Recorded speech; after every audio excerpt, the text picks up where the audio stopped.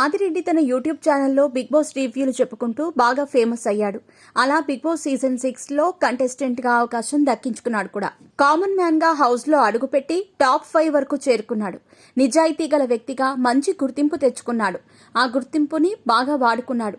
House నుంచి బయటకు వచ్చిన తర్వాత మళ్లీ రివ్యూలు చెప్పుకుంటూ లక్షలు సంపాదిస్తున్నాడు.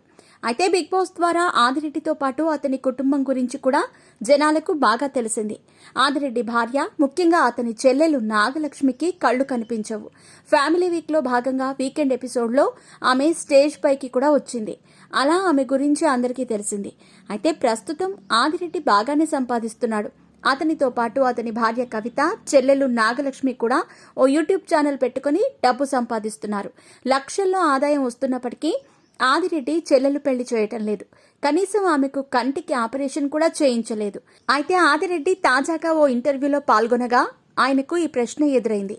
దీనిపై స్పందించిన ఆదిరెడ్డి తన చెల్లెలు నాగలక్ష్మి కంటి సమస్య ఉన్నమాట వాస్తవమే, కానీ ఆమెకు కనుగుడ్లు బాగానే ఉన్నా నరాలు సరిగ్గా లేవని చెప్పుకొచ్చాడు. ఆపరేషన్ చేయించినా కళ్లు కనిపించవని వివరించాడు.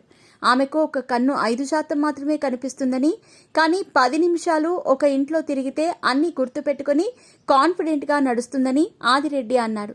కళ్లు కనిపించక తాను ఇబ్బంది పడుతుందని, తన భార్య కవిత అన్నీ దగ్గరుండి చూసుకుంటుందని చెప్పుకొచ్చాడు. ఇలాంటి పరిస్థితుల్లో పెళ్లి చేస్తే మరిన్ని ఇబ్బందులు పడాల్సి వస్తుందని, అందుకే పెళ్లి చేయట్లేదని ఆదిరెడ్డి వెల్లడించాడు.